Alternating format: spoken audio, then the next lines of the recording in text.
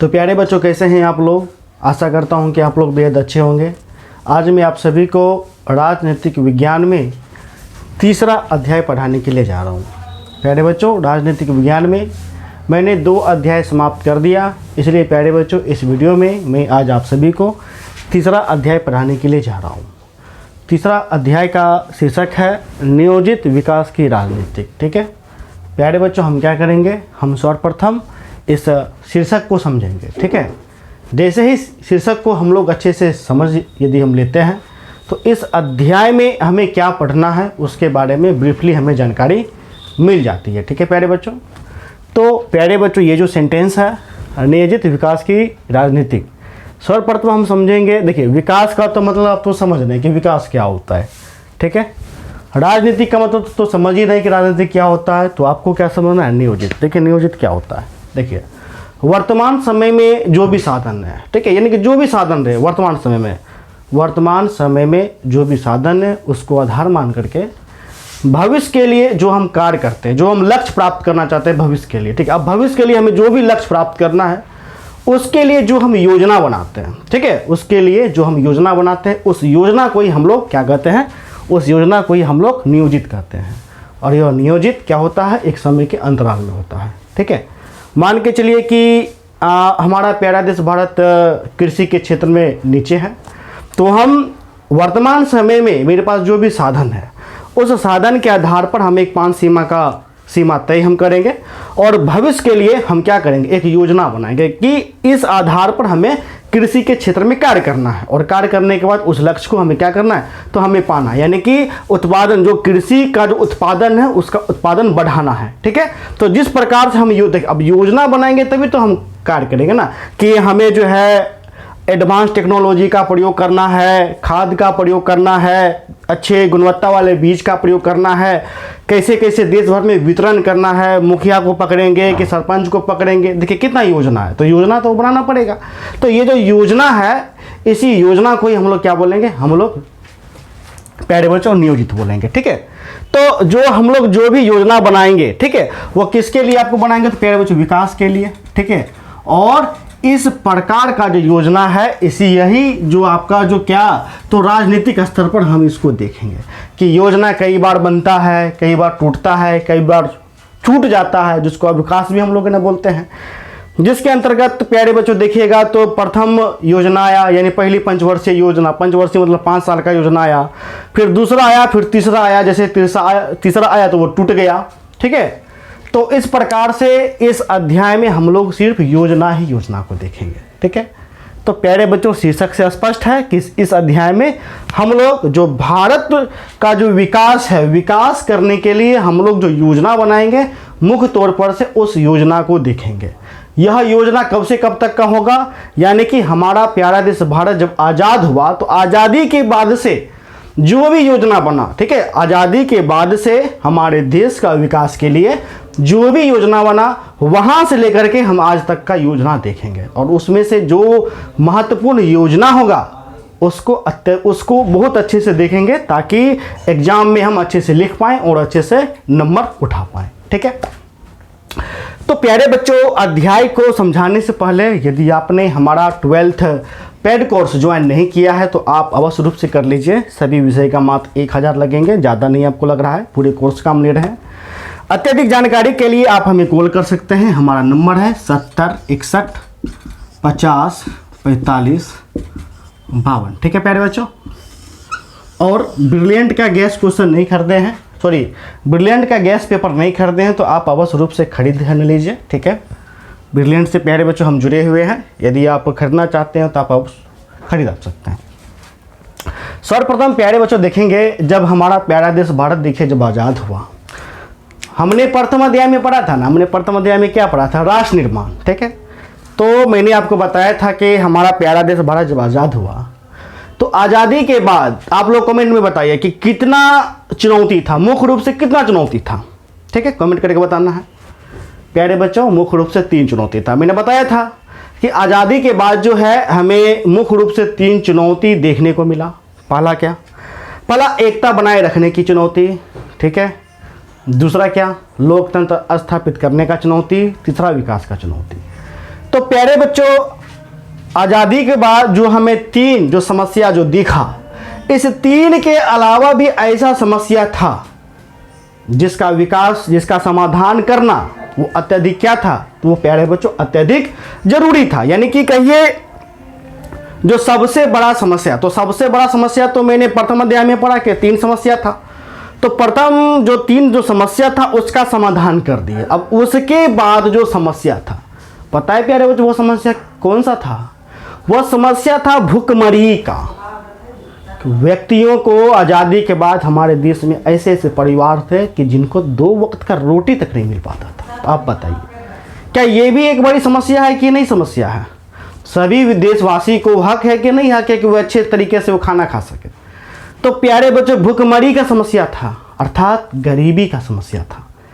सुविधाओं का समस्या था, ना सड़क था, ना बिजली था, ठीक है, ना शिक्षा था, ना स्वास्थ्य था, कुछ भी था, कुछ भी नहीं था, ना के बराबर। अंग्रेज पूरा पूरा लूट करके ही चल गया था, इतना अंग्रेज बेकार था, ठीक है।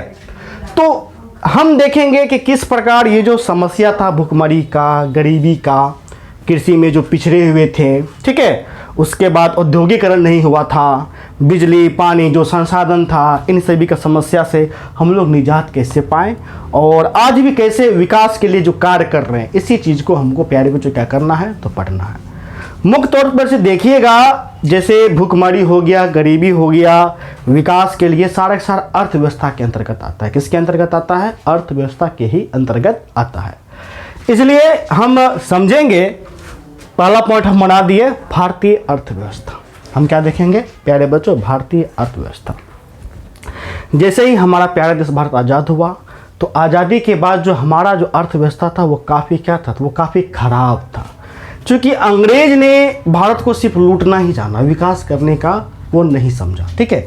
इसलिए जो अर्थव्यवस्था था प्यारे बच्चों, वो अर्थव्यवस्था बहुत क्या था, तो वो बहुत आपको खराब था। इसलिए पॉइंट आपका बन गया, आज़ादी के समय भारतीय अर्थव्यवस्था को जानने का पूरा अधिकार है।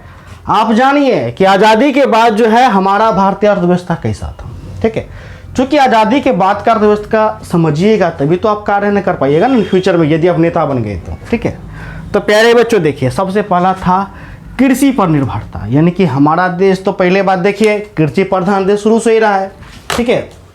हमारा जो देश है प्यारे बच्चों वो कृषि प्रधान देश रहा है, लेकिन आज़ादी के बाद जो कृषि का स्थिति था वो काफ़ी ख़राब था। वो क्या था? काफ़ी ख़राब था।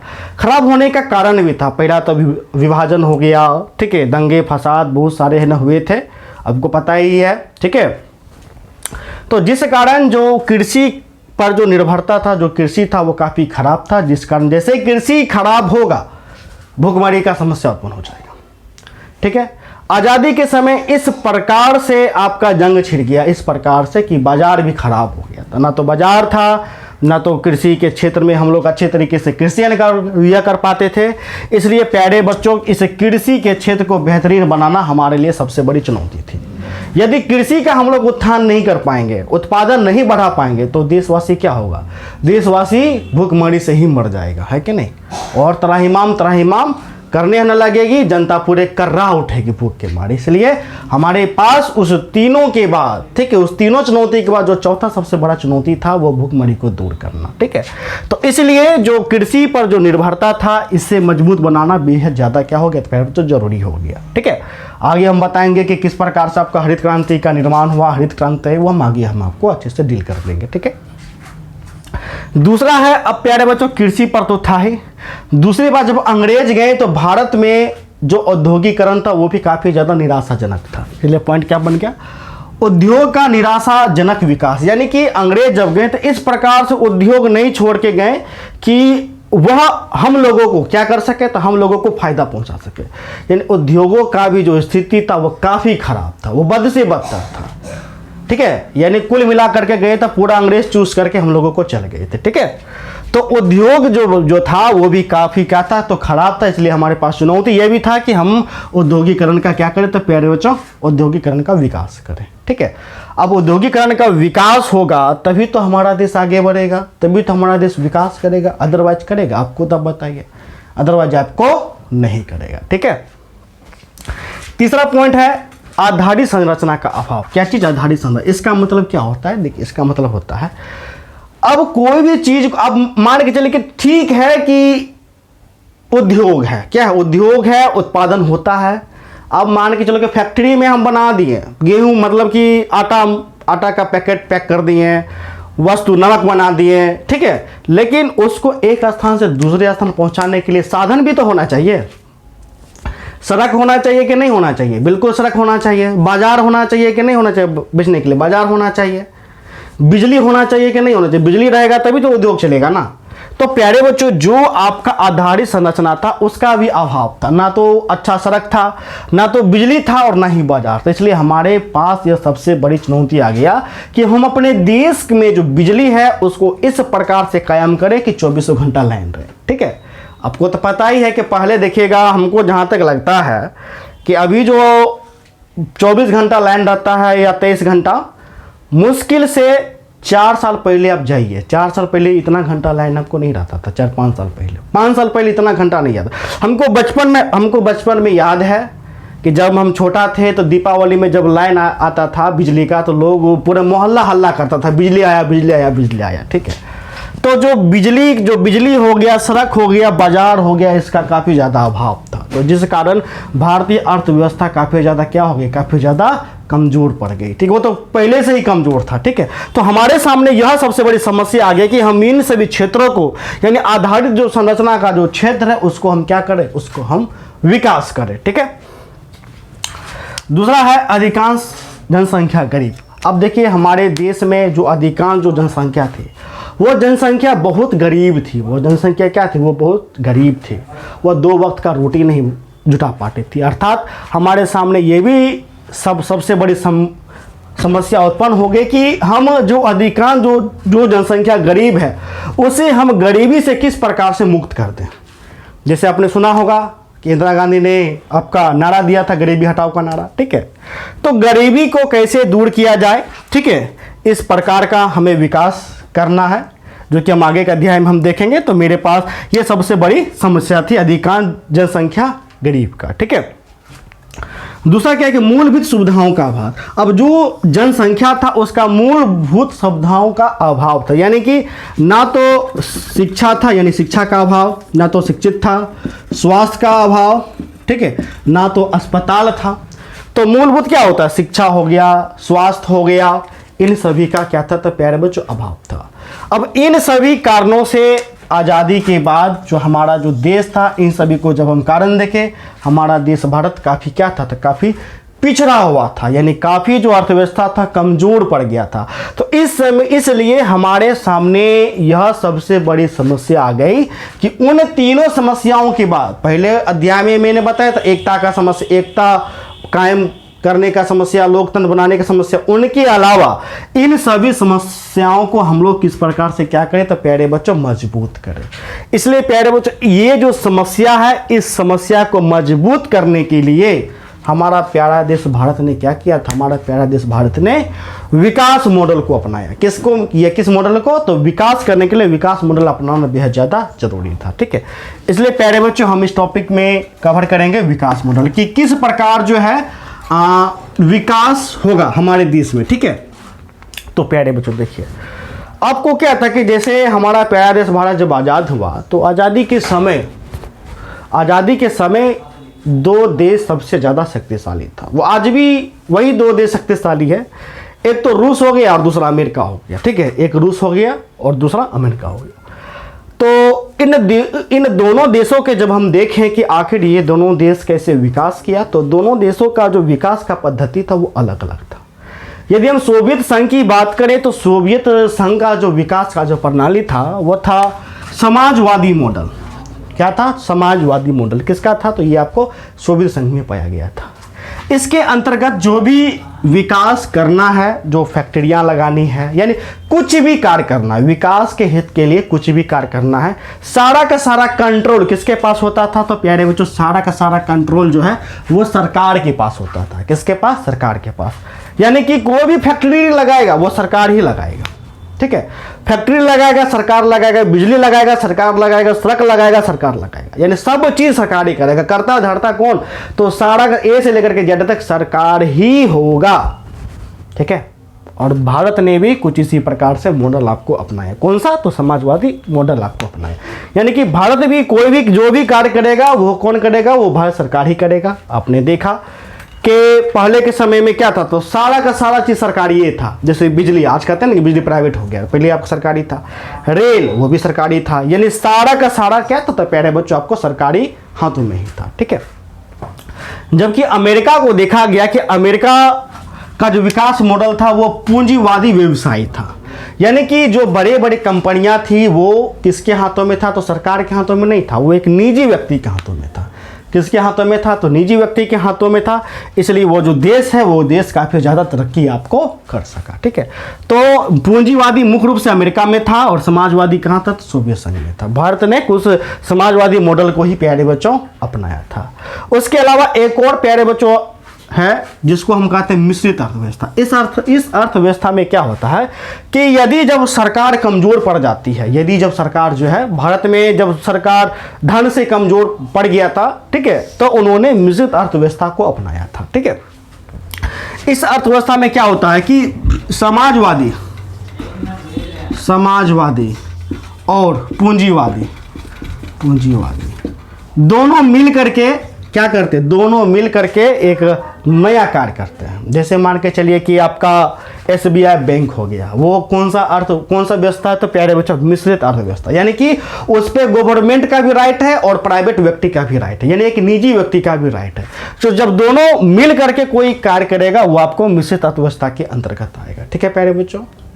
तो प्यारे बच्चों यहाँ तक हमने देखा, क्या देखा कि हमारा जो देश है वह देश किस प्रकार से आपका किन किन समस्याओं से जूझ न रहा है। इन समस्याओं से निपटारा करने के लिए हम किस विकास मॉडल को अपनाएंगे। ठीक है। अब प्यारे बच्चों हम लोग जो मेन जो टॉपिक है उस टॉपिक पर आएंगे। सर्वप्रथम क्या आएंगे? तो प्यारे बच्चों नियोजित, यानी कि नियोजन। क्या? तो प्यारे बच्चों नियोजन। ठीक है। इसलिए प्यारे बच्चों बोर्ड साफ हम कर लेते हैं, उसके बाद हम नियोजन टॉपिक आपको अच्छे से बताते हैं। ठीक है। तो प्यारे बच्चों आज़ादी के बाद जो 3 जो समस्या था, उस समस्या के बाद जितना भी जो आपका समस्या है, चाहे भुखमरी का आया, गरीबी का आया, ठीक है, या फिर कृषि उत्पादन में आया या औद्योगिकरण का आया, तो उनके विकास के लिए सरकार ने क्या किया? तो प्यारे बच्चों उनके विकास के लिए सरकार ने आपका नियोजन बनाना शुरू कर दिया। नियोजन मतलब क्या कि एक जितना भी हमारे पास जो अभी जो साधन है उस साधन को ध्यान में रखकर, मद्देनजर रखकर एक सीमा तक, ठीक है, एक सीमा के अंतराल लक्ष्य को प्राप्त करना। लक्ष्य कौन सा? तो विकास के लक्ष्य को प्राप्त करने के लिए जो वो कार्य करेंगे उसके लिए जो योजना बनाएंगे। ठीक है। उसके लिए क्या बनाएंगे? तो योजना बनाएंगे। ठीक है। तो योजना बनाएंगे, इसलिए उस योजना बनाने के लिए क्या किया गया था प्यारे बच्चों? आपको योजना आयोग का गठन किया गया। यानी कि इस आयोग का काम क्या था? तो प्यारे बच्चों योजना आयोग का काम था मतलब कि उस चीज को देख करके, परख करके फिर योजना बनाना। ठीक है। तो प्यारे बच्चों हमारे पास जो समस्या था उस समस्या को देखते हुए सरकार ने योजना आयोग का गठन किया। ठीक है। गठन आपका हुआ था 1900, भारत में योजना आयोग का गठन हुआ 1950 में। ठीक है। 1950 में आपका योजना आयोग का गठन हुआ। ठीक है।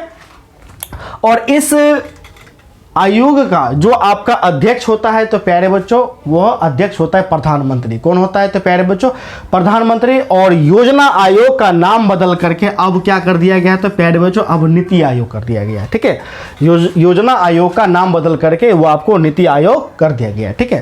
तो प्यारे बच्चों ये जो आपका जो नियोजन है, नियोजन मतलब एक समय अंतराल में देश के विकास के लिए जो हम योजना बनाते हैं, ये जो नियोजन है यह खास करके भारत ने देखा कि सोवियत संघ में नियोजन पद्धति के द्वारा विकास आपको किया जाता है, कार्य आपको किया जाता है। तो ये हम लोग जो है नियोजन ये सोवियत संघ से ही हम लेकर के हम लोग किए थे। ठीक है।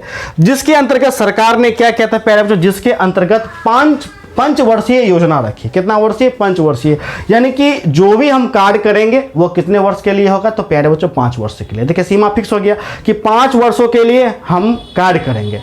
अब सबसे पहले भारत में आपको योजना, ठीक है, योजना आयोग ने पहली 5 वर्षीय योजना निकाली, इसलिए इसका नाम पहली 5 वर्षीय योजना पड़ गया। ठीक है। या इसको पहली योजना कहिए या पहली 5 वर्षीय योजना, क्योंकि ये जो योजना है वो 5 वर्षों का होता है, इसलिए इसे हम पंचवर्षीय योजना के नाम से भी जानते हैं। तो प्यारे बच्चों, पहली पंचवर्षीय जो योजना थी वह योजना 1951 से लेकर के 1956 तक इसका समय सीमा रखा गया, जिसमें इस योजना का जो मुख्य आधार था कि हमें कहाँ विकास करना है, तो सबसे ज़्यादा कृषि पर विकास करना है। ठीक है, यानी कि कृषि को सर्वोच्च प्राथमिकता, यानी कि सबसे ज़्यादा हम लोग कृषि को देखेंगे और कृषि का क्या करेंगे, तो प्यारे बच्चों विकास करेंगे। अब जैसे ही कृषि का विकास होगा तो सबसे पहले समस्या क्या है, भुखमरी का, तो वो भुखमरी का जो समस्या है वो क्या होगा, वो दूर होगा। ठीक है, फिर उसके बाद हम सिंचाई पर भी बल दिया जाएगा और बिजली पर भी बल दिया जाएगा, क्योंकि कृषि को बेहतर बनाने के लिए यदि सिंचाई भी यदि बेहतर कर देते हैं तो कृषि में और विकास होगा,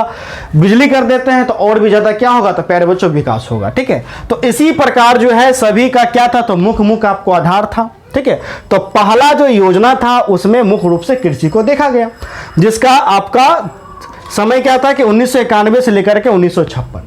अब जैसे ही 56 आया तो 5 साल बीत गया। 5 साल बीतने के बाद सरकार ने कहा कि चलो ये तो समय बीत गया, अब हम दूसरी योजना निकालते। क्या निकालते हैं, दूसरी योजना, इसलिए इसको दूसरी पंचवर्षीय योजना के नाम से जानते हैं। तो दूसरी पंचवर्षीय योजना का तिथि क्या हो जाएगा, 1956 से लेकर के 1961। इसमें भी मुख्य आधार था, इसके बारे में हम बाद में बात करेंगे या फिर इसको हम PDF फाइल में बाद में प्रोवाइड कर देंगे, क्योंकि आपको 12 तक जाता है। ठीक है, अब बस समझिए हम कौन सा पॉइंट आपको समझाना चाहते हैं। तो दूसरी पंचवर्षीय योजना 1956 तक चला, ये भी देखिए 56, 5, 61 हो गया। अब फिर आया तीसरी पंचवर्षीय योजना। तो तीसरी पंचवर्षीय हम देखिए यहाँ पर मेरा क्या है, तो प्यारे बच्चों पहला में देखिए, पहला में आपका 51 से 56, दूसरा हो गया 56 से 51, फिर उसके बाद 1 मिनट यहाँ पर तिथि आपका गलत लिखा गया, सॉरी, 61 से हम जोड़ेंगे 66। ठीक है, 61 से 66 शायद आपका यही होना चाहिए। 61 से 66, यानी कि पहली पंचवर्षीय योजना में 1951 से 1956 5 साल पूरा है ना, 51, 5, 56। फिर देखिए 56, 5 कितना हो गया, 61। ये दूसरा आपका हुआ, दूसरा पंचवर्षीय योजना दूसरा। तो तीसरा में क्या होगा, तीसरा में होगा 61 से लेकर के आपका 66, 5 पूरा गया।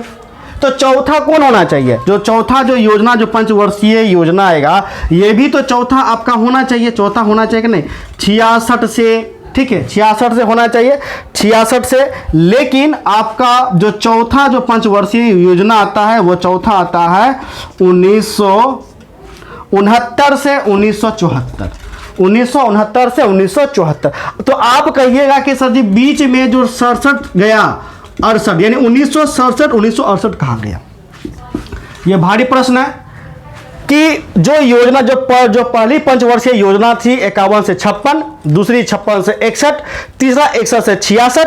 अब चौथा होना चाहिए क्या, 66 से 71 होना चाहिए कि नहीं होना चाहिए, होना चाहिए। लेकिन यह 66 से 71 है, नहीं है, बल्कि 69 से 74 है।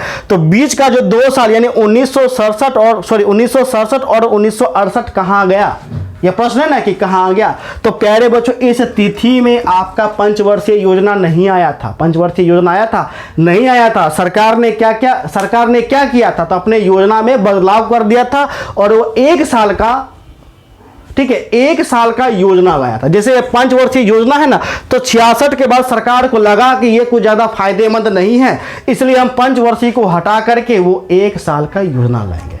अब बताइए इस समय में जो कंप्यूटर नहीं था उतना अच्छा से, अब 5 वर्षीय योजना को वो जब चला रहा है तो सफल नहीं हुआ।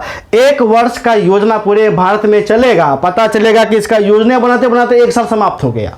ठीक है, होगा कि नहीं होगा, बिहार तक पहुंचते पहुंचते ही इसका यह 1 साल अवधि क्या हो गया, समाप्त हो गया। मान के चलो कि हम 67 में 1 साल का समय रखे विकास का, 67 में हम बिहार का सड़क के लिए योजना बनाए, तो उसको योजना लिपिबद्ध बनाते बनाते वो तो उसी साल है ना बीत जाएगा, तो खरा उतरेगा जमीन पे, नहीं उतरेगा। इसलिए 67 और 68 में 1-1 साल का योजना रखा गया, जो कि बुरी तरह से फ्लॉप रहा, जो कि क्या रहा, बुरी तरह से फ्लॉप रहा। सरकार को लगा ये तो 5 वर्ष से भी गया गुजरा योजना रहा, इसलिए इस योजना को छोड़ करके फिर से सरकार 5 वर्ष का क्या निकाला, तो फिर से प्यारे बच्चों सरकार 5 वर्षीय योजना निकाला, जिसको 69 से 74। और यह चौथी पश्चिमी करते करते आज तक कहाँ तक पहुंचा है, तो 12वीं योजना पहुंचा है। कहाँ तक पहुंचा है तो प्यारे बच्चों 12वीं योजना तक पहुंचा है। ठीक है, अब देखिए इस बीच में जो आपका जो गैपिंग रहा, यानी 2 साल का गैप रहा, इसलिए इस 2 साल को गैप को हम लोग कहते हैं योजना अवकाश। योजना अवकाश। ठीक है, आपके एग्जाम में कई बार प्रश्न आते हैं कि योजना अवकाश से आप क्या समझते हैं, तो आप कहिएगा कि पंचवर्षीय योजना के अंतर्गत पहली पंचवर्षीय योजना, दूसरी पंचवर्षीय योजना और तीसरी पंचवर्षीय योजना में क्या रहा, तो क्रमशः रहा। क्या रहा, तो क्रम से, यानी एक क्रम में रहा, डेट बाय डेट। लेकिन तीसरी पंचवर्षीय योजना के बाद यह क्रम टूट गया। ठीक है, वह क्रम टूट गया कब, तो 1967 और 68 में। इसलिए चूंकि यह क्रम इस तिथि में टूटा, इसलिए इस तिथि को क्या कहा गया, तो इस तिथि को प्यारे बच्चों आपको योजना अवकाश के नाम से जाना गया। अवकाश का मतलब यानी कि बंद। ठीक है, तो प्यारे बच्चों हम आपको पंचवर्षीय योजना तक बता दिए हैं। हम आपको नेक्स्ट डे हम क्या करेंगे, ये जितना भी पंचवर्षीय योजना है इसको बहुत अच्छे से हम आपको समझा देंगे। इसको PDF फाइल भी हम आपको प्रोवाइड कर देंगे। ठीक है, तो प्यारे बच्चों आज भर इतना ही रहने दीजिए। नेक्स्ट डे हम आपको बता देंगे पूरा का पूरा हरित क्रांति, श्वेत क्रांति, पीली क्रांति, पूरा का पूरा हम क्या करेंगे, कल के वीडियो में पूरा लेक्चर हम समाप्त कर देंगे। ठीक है, तो प्यारे बच्चों मिलते हैं नेक्स्ट वीडियो में। यदि आपने 12th पेड कोर्स ज्वाइन नहीं किए हैं तो अवश्य रूप से ज्वाइन कर लीजिए। तो प्यारे बच्चों धन्यवाद।